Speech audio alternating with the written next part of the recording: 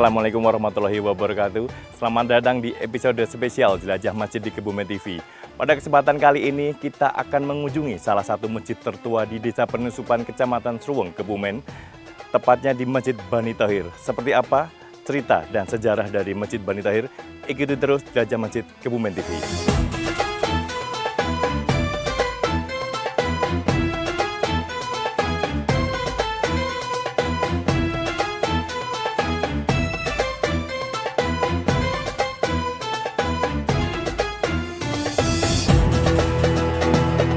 Baik pemirsa Jelajah Masjid Kebumen TV, sekarang saya sudah berada di dalam Masjid Bani Thair yang ada di Desa Penusupan. Dan kali ini saya sudah ditemani oleh Bapak Bayu Hadi Mulyono selaku anggota takmir dari Masjid Bani Thair. Dan juga ada Bapak Mahful Qodri selaku kaur perencanaan dari Desa Penusupan. Baik, saya akan menanyakan terkait dengan sejarah dari Masjid Bani Thair ini kepada Bapak Bayu. Dan mungkin nanti Bapak Mahful bisa menambahkan sejarahnya. Pak Bayu, ini saya ingin menanyakan terkait dengan Masjid Bani Thair, Pak, ini, Pak. Ini dibangun pada tahun berapa, Pak, awal mulanya, Pak? Dan oleh siapa, Pak? Mungkin bisa diceritakan, monggo, Bapak. Awal mulanya dari Bapak Haji Nur Anwar. Setelah pulang haji dari tahun 1933. 1933, nggih? Ya, setelah itu punya gagasan dimantapkan untuk membuat masjid di Desa Penusupan. Nah, setelah itu mulai dibangun dari awal tahun 2019, dari tahun 1933. Ya, setelah itu dimantapkan, lalu dibangun. Selama kurang lebih 3 tahun membangun masjid itu ternyata terwujud. Pada awalnya itu ya masih serba memakai papan kayu ya, belum pakai tembok seperti ini. Nah, setelah itu kan mengalami kegentingan di antara pembangunan itu. Nah, itu diantaranya di antara santri-santri dari Masjid Bani Thair ini ada yang harus bertanggung jawab. Di antaranya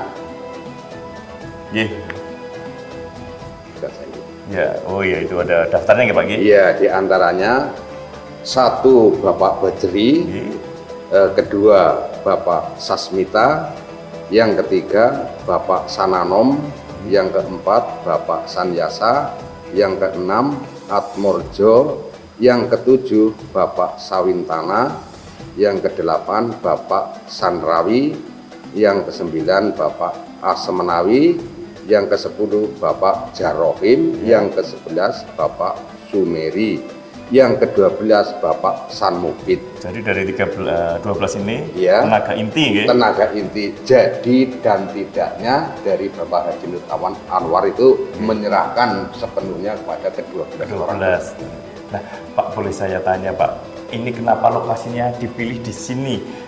Apakah dulu di sini memang tanah kosong karena ini juga dataran tinggi ya, Pak ya? Kenapa nggak yang di bawah saja? Mungkin apakah ada pertimbangan atau seperti apa, Pak? Jelasnya ya karena Mbah Haji Nur Anwar itu adanya lokasi tanah di lokasi ini. Karena beliau itu yang ikhlas untuk menginfakkan tanah tersebut. Nah, makanya ya mau tidak mau harus berada di wilayah sini. Berarti awal mula memang sengaja untuk mendirikan masjid ya, Pak ya? Iya, betul. Berarti untuk tujuannya untuk mendirikan masjid untuk sebagai tempat ibadah.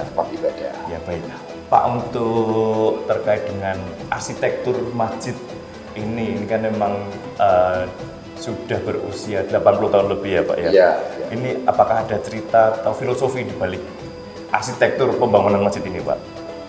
Jadi setelah renovasi ini, ya adapun arsitekturnya itu dari anaknya Pak Haji Nur Anwar sendiri, dari Bapak Insinyur Sapari Anwar. Berarti dari putra dari Bapak Anwar, Iya, putra dari Bapak Anwar. Yang menjadi arsitek pembangunan masjid ini. Iya, ke-1 Insinyur Haji Sapari Anwar ya, yang kedua Bapak Haji Wahid Anwar. Wahid Anwar, masih ada hubungan saudara semua gitu? Iya, masih saudara, masih kakak beradik. Oh iya. Dan kemudian Pak, ini saya selanjutnya ingin menanyakan terkait dengan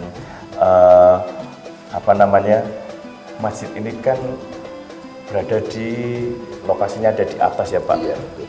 Ini apakah untuk kegiatan-kegiatan masjid cukup ramai oleh masyarakat sekitar, jamaah-jamaahnya Pak? Mungkin bisa diceritakan apa saja kegiatan masjid di Bani Tauhir ini di bulan-bulan biasa atau minggu-minggu biasa, kegiatan regulernya seperti apa? Kalau mengenai kegiatan, waktu zaman dulu, waktu masih belum masing-masing kelompok ada musola atau masjid, ya sangat ramai sekali. Sangat ramai. Beratus-ratus dari santrinya. Ya. Tapi sekarang setelah di Desa Penusupan itu ada beberapa masjid masing-masing RW atau RT itu udah ada musola atau masjid, ya otomatis sekarang ya sangat berkurang. Oh, berkurang. Oke. Untuk berarti masjid ini masih digunakan Jumatan dipakai Pak? Masih. Ya memang utamanya di sini karena ini termasuk masjid tertua di Desa Penusupan, jadi ya utamanya di sini.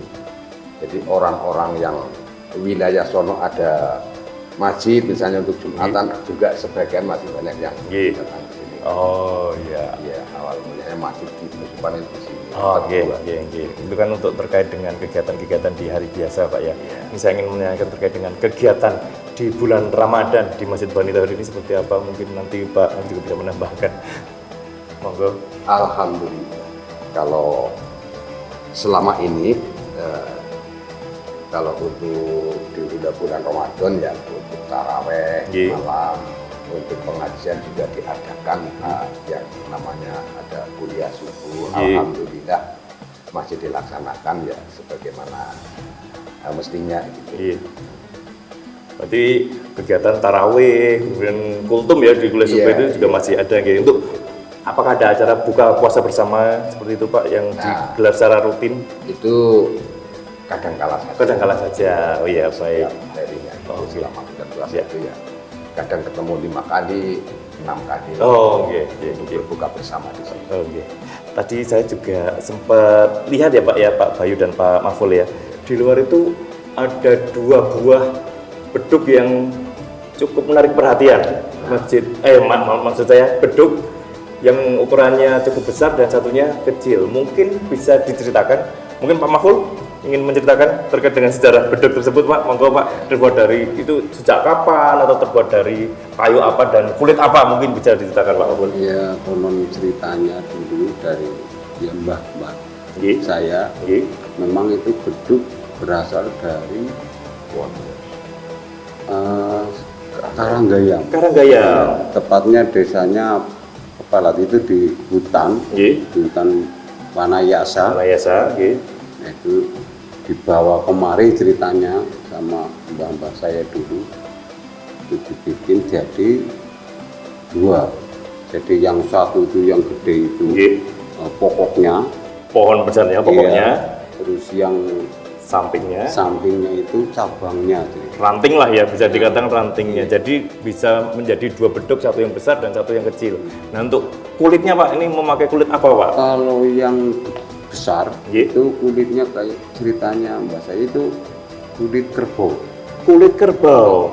Sudah pernah diganti belum? Belum sampai sekarang. Sampai sekarang dari awal tahun 1936 belum pernah diganti. Belum pernah. Kalau yang kecil? Kalau yang kecil 1 kali. 1 kali dengan kulit kerbau atau kulit sapi. Kulit sapi ya. Nah ini saya juga ingin menanyakan terkait penggunaan dari beduk ini, apakah digunakan setiap hari ketika memasuki waktu sholat 5 waktu atau khusus ketika hari-hari misal Jumatan saja atau Idul Fitri untuk takbiran atau seperti apa? Ya kalau beduk itu setiap waktu. Setiap memasuki waktu sholat gitu? Sholat. Oh iya. Itu buat tanda, zaman dulu memang belum ada alat-alat elektronik kayak sekarang, dulu memang alatnya beduk. Untuk menandakan waktu sholat, masuk waktu sholat kepada masyarakat di sekitar. Baik, saya kembali ke Pak Bayu. Pak Bayu, untuk Masjid Bani Tauhir ini Pak, ini bisa menampung berapa jamaah Pak ini Pak, di masjid ini Pak? Kalau untuk di masjid ini, di dalam masjidnya itu ya bisa menampung 200 orang. 200 orang. Ya, untuk di serambinya itu ya bisa mencapai 50 orang. 50 orang ya di Serambi. Ini saya juga tadi ketika memasuki area Masjid Bani Tahir, pemirsa Jelajah Masjid Kebumen TV, saya tadi melihat di samping ini ada bangunan yang di samping masjid ya, ada bangunan yang cukup kuno ya kalau menurut saya ya. Ini saya lihat tadi sudah ada tulisan TPQ ya Pak ya. Ini sudah berapa lama TPQ ini didirikan Pak? Untuk TPQ-nya, kalau bangunannya mungkin sudah bareng atau mungkin bareng ya dengan masjid ini. Mungkin bisa ceritakan kenapa sekarang dialihfungsikan menjadi TPQ, dulu itu bangunan apa? Memang dibangun khususnya untuk, kalau orang dulu bilang, pemulangan. Jadi Pemulangan. untuk mudang anak-anak ngaji. Oh, GW. Ya pada saat itu kan ngaji itu nggak boleh untuk di dalam masjid. Ya. Jadi dibuatkan sendiri. Tempat sendiri. Ya pada saat itu ya, itu yang namanya pemulangan. Itu dibangunnya ya bebarengan sama Masjid. Setelah masjid jadi, ini masjid tahun dari 1933 ya. Ya, itu 1936. Nah, setelah itu sudah resmi semua, nah baru diresmikan keseluruhan. Oh ya, ketika sudah jadi diresmikan secara keseluruhan. Untuk masuk ke sejarah itu dari tahun 1933. 33. Untuk sampai sekarang masih dipakai? Masih dipakai. Untuk anak-anak di sekitar sini atau ada dari kampung-kampung yang lain atau khusus RT sini saja? Khusus dari warga RW sini. Ada sekitar 1-2 dari luar RW. Oh, oke. Ada sekitar berapa yang ikut TPQ di situ, Pak? Kalau untuk saat sekarang ada 23 anak. 23 anak. Maklum karena yaitu saya katakan tadi sudah banyak di mana-mana yang namanya TPQ. Oke, baik. Saya ingin menanyakan lagi yang terakhir Pak, harapan Bapak Bayu Pak terkait dengan adanya Masjid Bani Tahir ini seperti apa, atau mungkin nanti Bapak Mahfud akan menambahkan dengan adanya Masjid Bani Tahir ini untuk masyarakat sekitar itu seperti apa harapannya Pak? Ya alhamdulillah mulai dirintis dari sekarang ini, dari kemarin-kemarin sudah dirintis, alhamdulillah untuk saat sekarang ya, mencapai jamaah setiap sorenya.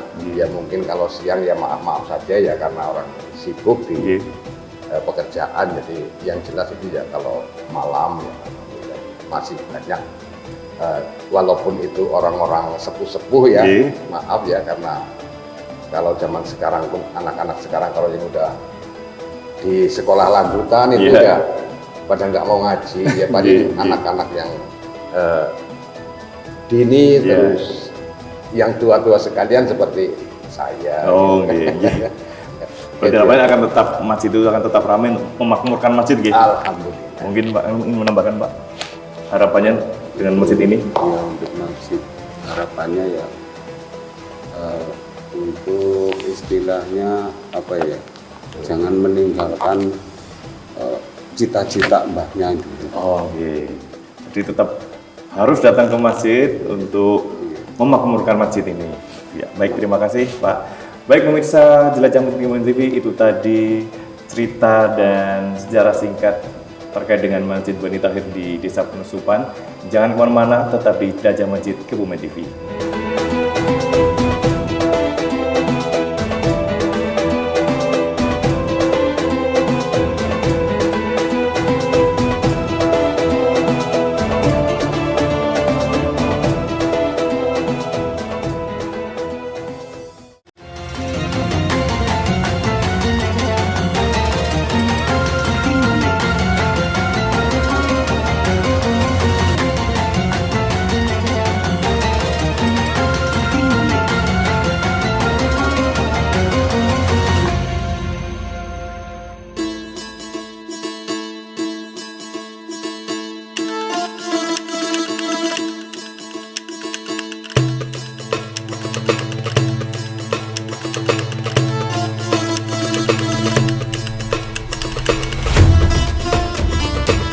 Baik pemirsa Jelajah Masjid Kebumen TV, sekarang kita sudah berada di depan beduk ini tadi yang sudah diceritakan oleh Pak Bayu. mungkin bisa diceritakan lebih detail lagi, Pak. Tadi sempat saya dengar itu tadi ada namanya Mas masjid. Ininya beduknya. Beduk ini ada namanya, mungkin bisa diceritakan nama dari beduk ini apa dan filosofi dari sejarah nama itu apa? Ya, ini beduk dinamai Margasari. Margasari, ya. Nah, intinya, artinya dulu memang ya mungkin marga itu jalan, sari itu rasa. Rasa, rasanya mungkin gimana yang membawa dibawa dari anu apa? Karanggayam sampai sini jalan kaki, belum ada kendaraan. Mungkin itu dinamai Margasari, itu jalan yang nikmat apa Jalan yang gimana nikmat, gitu ya. Oke. Ini Pak ya, ini mungkin kita bisa ke sini pemirsa Jelajah Masjid. Ini masih asli kulitnya ya Pak ya? Iya, masih asli. Dari awal mula dibikin ya, ini kulit kerbau yang katanya lebih awet ya Pak ya? Iya, lebih awet juga lebih tebal.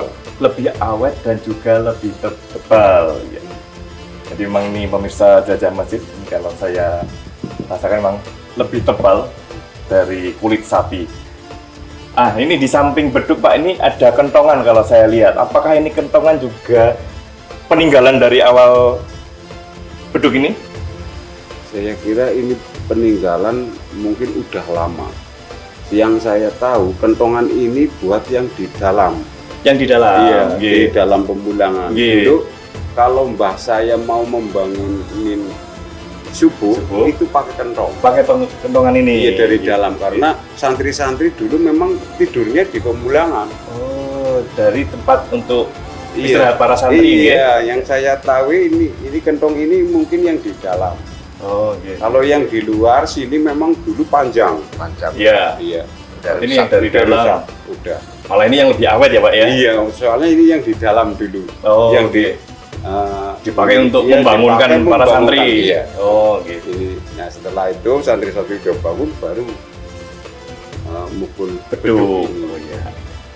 Kita akan lanjut ke beduk yang lebih kecil lagi Pak. Untuk lebih yang ini beduk yang kecil ini, yang ceritanya itu tadi cabang, memang ini kulitnya kulit sapi. Oh sudah, karena sudah mengalami pergantian ya Pak ya? Iya, karena sering yang dipukul kan ini yang kecil dulu. Daripada yang besar yang besar kecil. Kayaknya waktu hari Jumat, dulu saya yang ngalami hari Jumat, terus sholat Idul Fitri, Idul Adha mungkin guys, hari-hari besar. Hari-hari besar lah gitu yang takut. Ini kalau boleh tahu, setiap hari dipukul guys. Kalau boleh tahu Pak Bayu, ini dari besarnya beduk yang di samping kanan kita ini, panjangnya berapa dan lebarnya mungkin bisa dijelaskan? Karena saya lihat ukurannya gede ini. Iya, panjangnya itu 3 meter. 3 meter, Ya, kemudian ada pun garis tengahnya diameternya 1 meter 20. 1 meter 20, 120 cm gitu. Iya, senti. Jadi memang beduk ini menarik sekali ya, karena peninggalan dari waktu pertama kali berdirinya masjid ini. Baik Pak Bayu, tadi Bapak menceritakan bahwa masjid ini pernah mengalami renovasi ya Pak ya? Iya. Ini bisa diceritakan di tahun berapa Pak renovasinya Pak, dan diresmikan di tahun berapa? Ini dari awal tahun 1936 sampai tahun 2006. 2006? Iya, direnovasi total. Iya.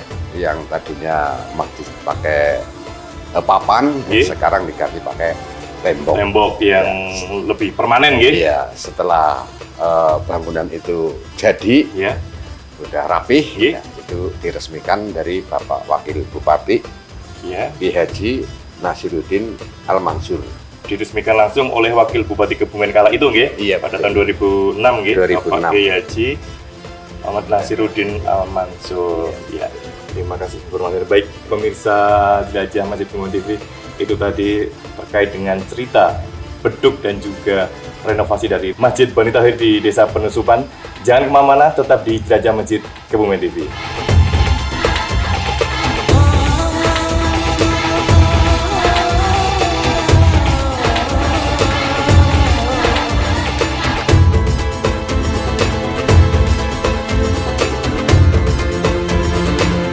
Dan itu tadi sahabat Jelajah Masjid, perjalanan kita di episode kali ini. Semoga yang kita pelajari dari Masjid Bani Tauhid di Desa Penusupan, Kebumen dapat memberikan inspirasi dan memperdalam pemahaman kita tentang pentingnya nilai-nilai Islam dalam kehidupan sehari-hari. Terima kasih dan sampai jumpa lagi di Jelajah Masjid episode selanjutnya. Wassalamualaikum warahmatullahi wabarakatuh.